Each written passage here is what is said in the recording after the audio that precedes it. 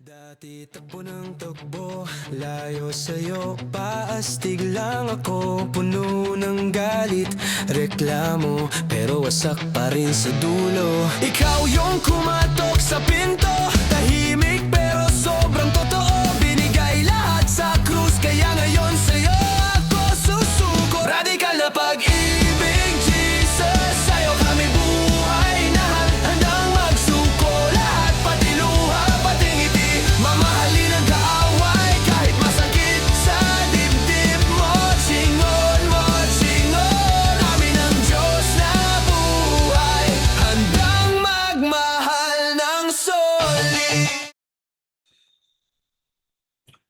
Welcome back to 11th Rock Punzalan Investigative, where we are seeking the truth, we are searching for context, and we are looking at revelation, where it leads our hearts back to Jesus Christ. And kapatid, yung binigay sa ating topic ng ating Panginoon for today is, anong misteryo ang meron sa Mount Hermon? I'm not sure, kapatid, if we've heard about this, but isa po ito sa mga bundok na nababanggit sa Biblia, sa salita ng ating Panginoon, and it has something more to do about special events happening in the Bible, not only in the ancient times, but also in our own time.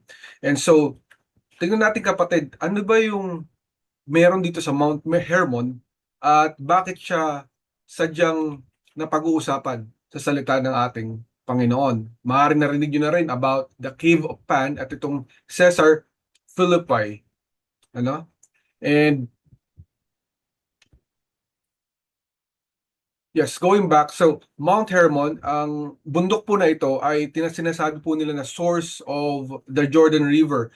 Ito po ay isang bundok kung saan po nanggagaling ang tubig na bumababa po sa Jordan River.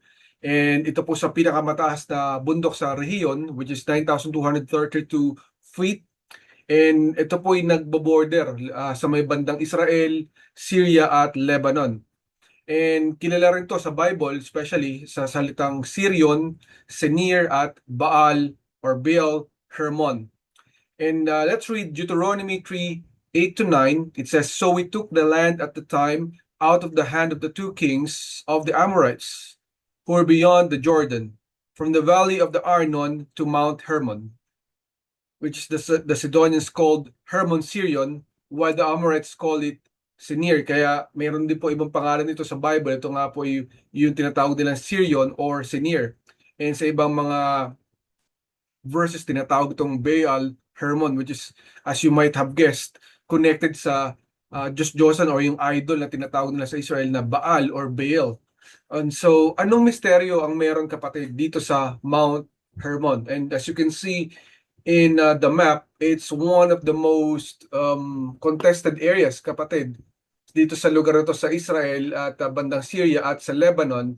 Sinasabi po ito na ito raw po yung bundok ng mga watchers o yung mga fallen angels in the book of Enoch at sa Genesis chapter 6.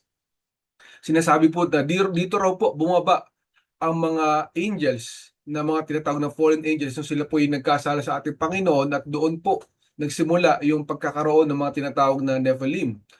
And yung tinatawag po na gates of hell, if you remembered Jesus, he mentioned the gates of hell, di ba? And ito po'y nandun lamang sa mismong bunga ditong bundok nito ng Mount Hermon. Tinatawag nila itong Caesar Philippi or yung tinatawag nilang Cave of Pan. And maaaring ito rin po yung lugar or yung location mismo kung saan po nangyari yung lugar ng transfiguration ng ating Panginoong Hesus. And sa mga nakakaalam po, ito pong Mount Hermon, in the ancient times, ito po yung lugar kung saan napakarami pong mga iba't iba pong pagan worship na naganap. May mga nilagay po ng mga iba't ibang temples at iba't ibang mga idols or relics ng mga iba't ibang Diyos-Diyosan sa lugar na to sa Mount Hermon. And so, sinasabi po nila na ito pong mga watchers, yung fallen angels, ay dito raw po bumaba sa lugar na to. So in First Enoch, let us read yung First Enoch. So if you have read about the book of Enoch, let's see what's in it, ano? So it says 200 watchers descended on the summit of Mount Hermon. So malinaw po na sinasabi po na location ng mga watchers o yung mga fallen angels sa bumaba ay sa Mount Hermon daw po yung bumaba according to First Enoch. And sa mga hindi pa nakakaalam tungkol sa Book of Enoch, konting background lamang kasi itong mga fallen angels, this is a fact in the Bible, and ito po yung minention sa Genesis chapter 6. Ito pong pagbaba ng mga tinatawag na mga fallen angels who had relationships with human women, and they produced an offspring na tinatawag nga po nilang Nephilim or giants. And ito'y binanggit din po yung mga fallen angels na to in the book of Jude and the book of Peter. And so ito lamang po ay confirmatory book, ito pong Book of Enoch na pinapakita po sa atin dito. At sinasabi po na itong grupo na po na ito na bumaba ay pinamunuan ng grupo ni Semjaza, at sila po ay nanumpa dito sa bundok na to ng Mount Hermon. At kumuha sila ng mga tinatawag na mga tao, ng mga babaeng human women, na nagkaroon po sila ng illegal o kung tinatawag na hindi po will ng Panginoon, out of will na relasyon, no? At sila po ay nagkaroon ng offspring. Ito po yung mga tinatawag na mga Nephilim or the giants in the ancient times, na technically ay sila po ay nabanggit din sa panahon po ni Noah, kung saan po yung wickedness ng tao, di ba? And later on yung mga lumabas yung Anakim, the Rephaim, and all the other giants ng panahon nila David at ng mga judges.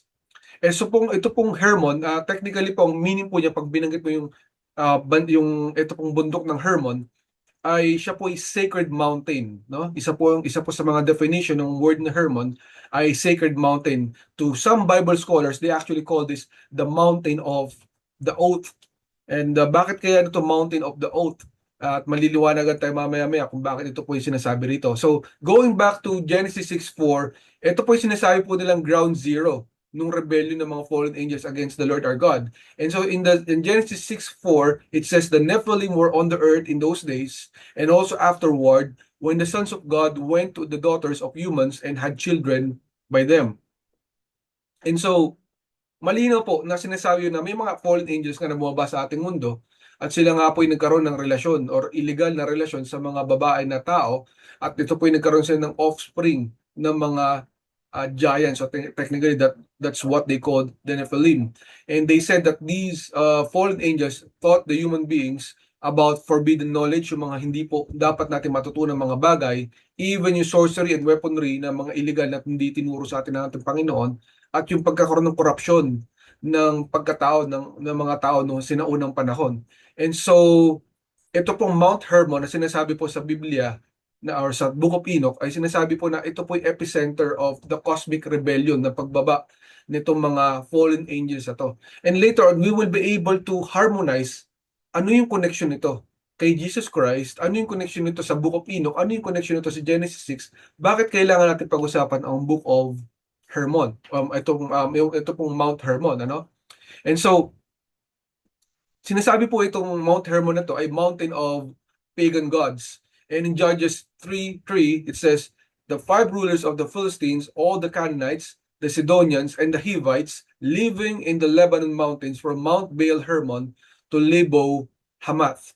And so ito pong lugar na to, marami pong mga iba't ibang lahi po rito na occupy itong lugar na to na Mount Hermon, at meron po silang iba't ibang mga nilagay na mga, sa Tagalog, anito or mga santo na nila, na mga idols tinatawag, at sinasamba po nila to against the Lord our God, na dapat nilang sambahin ay sinamba po nila itong mga Diyos-Diyosan na to. So si Baal Hermon, meron din pong isa pang Baal na another type of version of Baal, at sabi po nila rito na meron pong 30 types ng ancient temples from the Greeks, the Romans, the Canaanites, and the Phoenicians, at iba pang lahi na occupy nitong area na to ng Mount Hermon. Sinasabi po rito, talagang namumutik-tik at kumalat po ang mga iba't ibang Diyos-Diyosan sa lugar na to.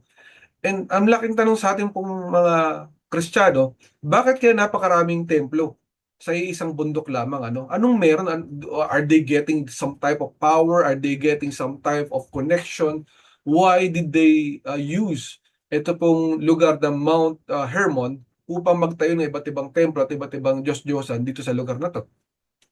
So ito pong Antar, isa po ito po sa mga templo doon sa may tuktok ng Mount Hermon. Itong near the peak ng Mount Hermon, sinasabi po nila na merong nakita po doon. Ito po, sa makikita sa picture, ay isa pong inscription doon sa mga templo doon ay may nakalagay na batong malaki na nakaukit itong salita na to. Hence, by order of the God, those who do not take the oath. So implying those who refuse the oath are not allowed to proceed or enter the sacred area. And so there are different interpretations of this, but one peculiar interpretation is some Bible scholars actually believe na ito pong word na to ng hence by order of the God, those who do not take the oath, ay mismong mga fallen angels ang pinanggalingan ng sumpa na to. Nung sila raw po ay bumaba sa mundo natin, dito sa Mount Hermon, ito raw po yung kanilang napag-usapan na sumpa, no? Nang sila po ay lumabag o hindi po sumunod, nagrebel sila sa ating Panginoong Diyos. And ito pong Caesarea Philippi na binabanggit po natin kanina ay tinatawag po itong the gates of hell. So if you remember Jesus Christ, na nabanggit niya po yung verse na yung passage na yan ng gates of hell nung siya po ay nandito sa lupa. Bago po siya napako sa krus ng Kalbaryo ay nagpunta po siya sa lugar na to. At binanggit nga niya po yung salita na gates of hell. Mamaya papaliwanag natin yan.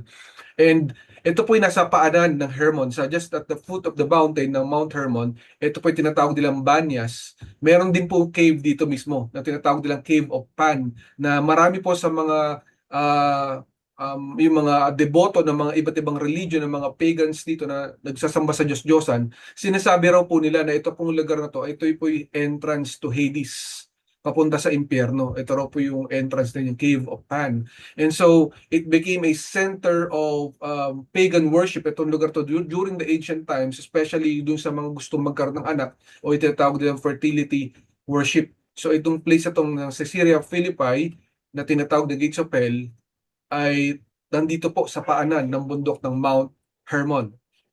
And so, connecting that idea to the Lord our God, Jesus Christ, ay binabanggit po ng ating Panginoon yung gates of hell. So in Matthew 16:13, Jesus said, when Jesus came to the region of Caesarea Philippi, he asked his disciples, "Who do people say the Son of Man is?" So may nagtanong ang ating Panginoon sa kanyang mga disipulo, at ito po ay sinagot ni Peter in Matthew 16:16. So he said, "You are the Christ, the Son of the living God."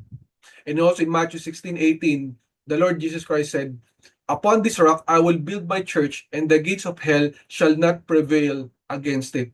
So technically, yes, meron pong idea na binanggit ang ating Panginoong Jesucristo na yung gates of hell hindi na magpaprevail sa kanyang itatayong church. Kasi technically yung church niya hindi pa natatatag. Meron pa lang siya mga disciples, pero hindi pa natatatag ang simbahan ng ating Panginoon, kanyang body of Christ. And so, i-declare niya ito mismo sa lugar kung saan tinatawag nilang gates of hell, at kung saan mismo sa baba ng bundok lang na yun ng Mount Hermon, kung saan sinasayang bumaba itong mga fallen angels in the ancient times. And so, we believe that it was the declaration of Jesus as an offensive against the gates of hell at the Cave of Pan below Mount Hermon, no? Na ito pong ating Panginoon, he's very very bold enough to declare sa harapan ng tinatawag na gates of hell, at doon mismo sa may pinagbabaan ng mga tinatawag na fallen angels when they rebelled against God, technically against Him, na ito pong lugar na to, yung gates of hell, ay hindi magtatagumpay laban sa kanyang simbahan, no? At dito niya gagawin ng kanyang simbahan, ito pong lugar na to. And so, he mentioned this, and then he prophesied this, that pagkatapos niyang banggitin to, incidentally, ay sinabi niya po yung propesya niya about sa kanyang pagkakamatay. So nagulat din po yung mga disipulo because they were not expecting that he will talk about his near death. Ito po yung nangyari dito sa scenario na to, kung saan binanggit po yung gates of hell ng ating Panginoong Hesukristo.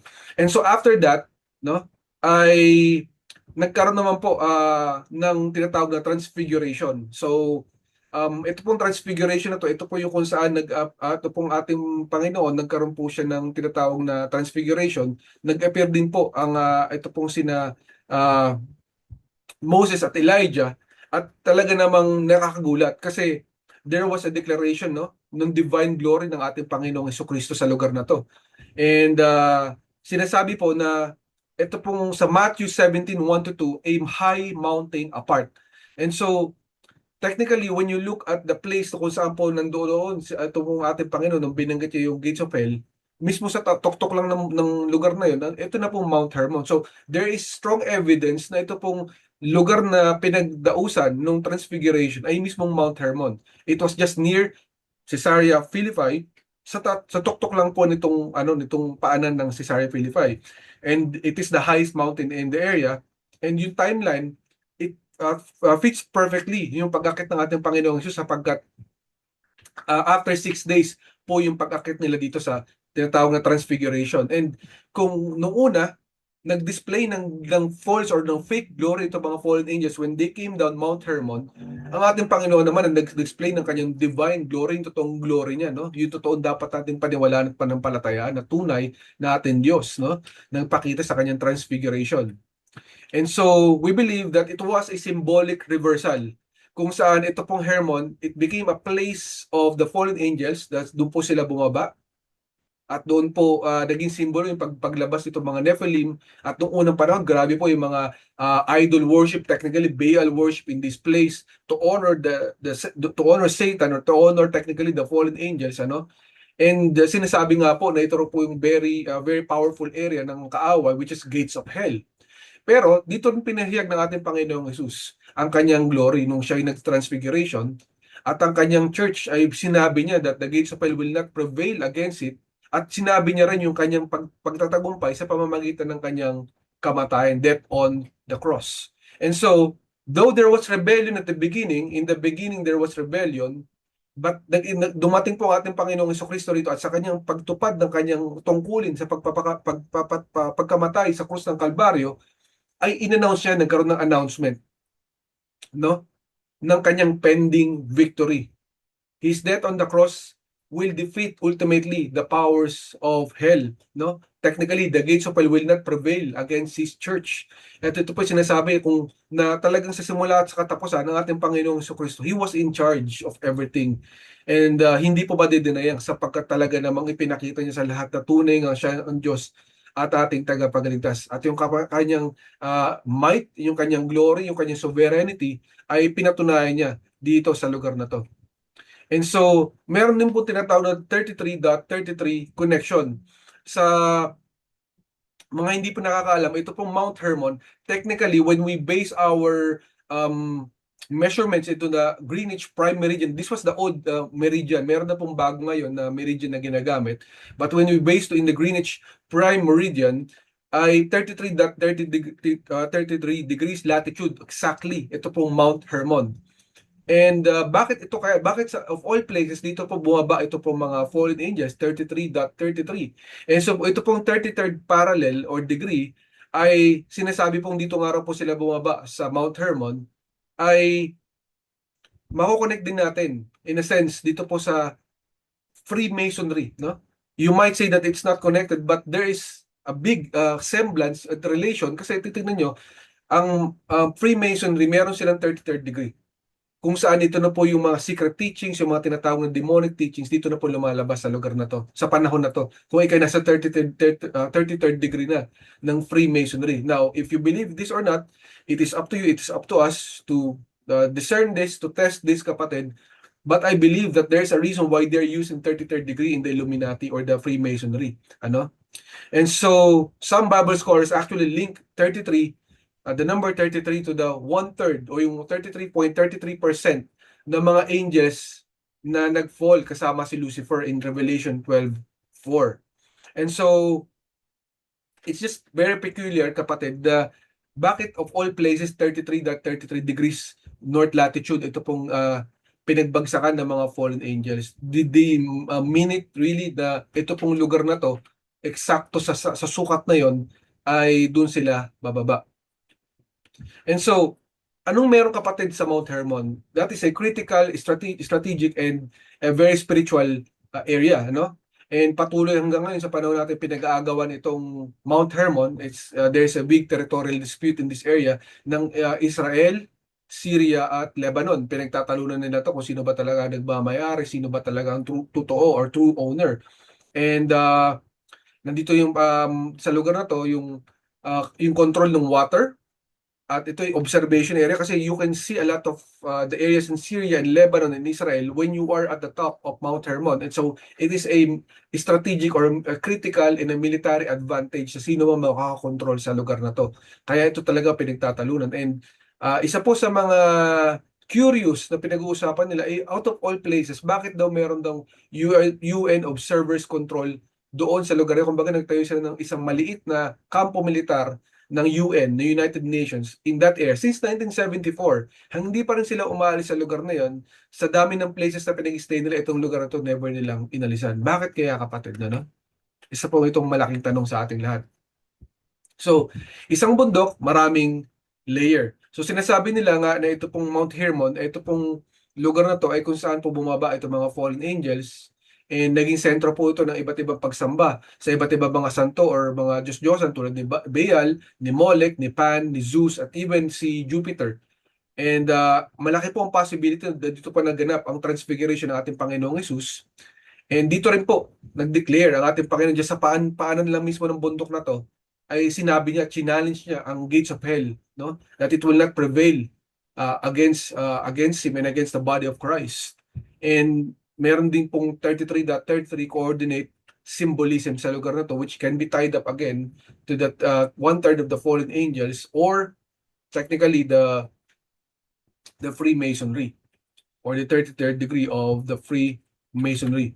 And so kapatid, one mountain, two kingdoms, one clear winner. Why are we discussing this kapatid? Anong bang meron na to? Meron ba itong relation sa Panginoong Jesus? Yes. Because we believe that gates are defensive kapatid. And that place is pinapakita po yung kapangyarihan ng kaaway, no?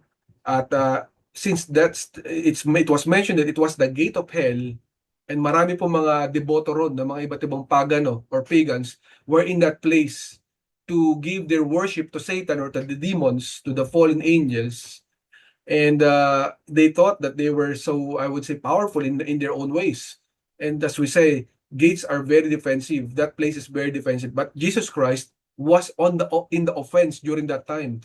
And Jesus wasn't saying his church would barely survive hell's attacks. Hindi po sinabi ng Panginoon na makakaligtas or magsusurvive ang kanyang church against sa mga atake ng hell.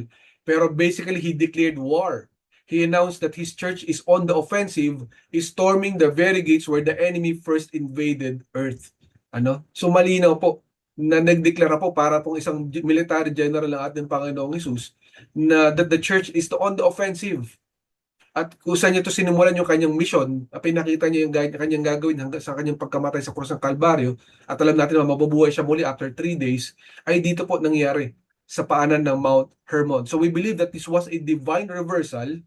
It was a mountain of rebellion, kapatid, but it became a mountain of glory ng ating Panginoon. So although nagsimula ito as a starting point of rebellion ng mga fallen angels, we believe na kinalaim ng ating Panginoon ng kanyang glory sa lugar na ito, yung kanyang tagumpay, na siya ang tunay ng Diyos sa tagapagligtas nating lahat. And the headquarters of the waters became the place of heaven's victory. So basically, when the fallen angels came down here in Mount Hermon, it became their headquarters. But as Jesus Christ came to that place, ipinakita po ng ating Panginoon yung kanyang tagumpay, no, sa lugar na yon. And the gates of hell that welcome darkness now face the unstoppable advance of the kingdom of God. So hindi na nila mapipigilan ang plano ng ating Panginoon sapagkat natalo na ang puwersa ng kaaway sa pamamagitan ng pagkabatay ng ating Panginoon sa krus ng Kalbaryo. And the church is on the offensive through the power of the Holy Spirit. And ultimately, kapatid, pinapakita natin, Panginoon, dito that the cross was the ultimate triumph para sa ating lahat. It might look defeat at the first, diba, in the beginning when the fallen angels came down, but ultimately, tagumpay ng ating Panginoon na pinakita sa lugar na to. That through his death and resurrection, Jesus disarmed the powers and authorities of hell, kapatid. And so, napakaganda pong istorya, and you might not believe some of the points discussed here in this investigative, but we believe, kapatid, that it was already, since it was mentioned in the Book of Enoch, which is an extra biblical book na napatunayan po na ito po ay ni-reference ng Book of Jude and Book of Peter in the Bible itself. And so we believe that Enoch described really what happened dito sa Mount Hermon. And alam naman natin na itong Mount Hermon, binanggit din yan doon sa Old Testament, di ba? Sa iba't ibang mga parte ng Old Testament regarding about Sirion, di ba? About Senir, and about Baal Hermon. But the most important thing here, kapatid, is that we know that no matter what the enemy did in the past, at pinakita nila sila makapangyarihan through the fallen angels, pinakita ng ating Panginoon ng kapangyarihan ito walang laban sa tunay na kapangyarihan ng ating Diyos na buhay, ang ating Panginoong Hesukristo. And so kapatid, we hope and we pray na nag-enjoy kayo kapatid dito sa ating broadcast for today. And if you listen to this broadcast and you felt kapatid that you'd like to know more about Jesus Christ, kapatid, I want you to know today, kapatid, na ikaw'y mahal ng ating Panginoong Jesus, and He wants to have a relationship with you. And kapatid, if you want to receive Him in your life as your Lord, God, and Savior, this is the time. So if you'd like, kapatid, I would urge you to accept Him as your Lord and Savior today. So samahan mo ko manalangin, kapatid, tanggapin mo siya bilang Panginoon at Diyos ng iyong buhay. Let us pray. Jesus, tinatanggap kita sa aking buhay. Humihingi ako ng tawad sa lahat-lahat ng aking mga kasalanan. Patawarin mo ako. Tinatanggap kita bilang Panginoon, Diyos sa tagapagligtas ng aking buhay. Ang buhay ko ay sa iyo na. Salamat, Panginoon, sa kaligtasan na regalo mo. Tinatanggap ko ito. Salamat din at babaguhin mo ako sa pamamagitan ng Espiritu Santo. Salamat sa kamatayan mo sa krus ng Kalbaryo at pagkabuhay muli pagkatapos ng 3 araw. Jesus, ikaw na aking buhay, ikaw na aking lakas, ikaw na aking lahat. Ito ang aking panalangin sa pangalan ni Jesus. Amen, amen, at amen. Kapatid, if you prayed that prayer, congratulations sa iyo. The Lord Jesus Christ loves you more than you can ever imagine. And happy ako para sa iyo, kapatid, na nakilala mo ng ating Panginoong Jesus. And if you listen to this broadcast, kapatid, we would like to have you once again dito sa 11th Rock Punzulan Investigative, where we are seeking the truth, we are searching for context, and we are looking at revelation where it leads our hearts back to Jesus Christ. If you have any feedbacks, or if you have comments, suggestions, or if you want us to discuss any more topics regarding all of this investigative, pwede natin gawin yan as long, kapatid, as ito po'y pupunto po sa ating Panginoong Hesukristo at papag-uusapan natin regarding sa ating banal na salita ng ating Panginoon. Kapatid, maraming salamat sa iyong time, and we pray na makasama namin kayo ulit sa susunod na broadcast. God bless, and hanggang sa muli. Dati takbo ng takbo, layo sa'yo, paastig lang ako, puno ng galit, reklamo, pero wasak pa rin sa dulo. Ikaw yung kumato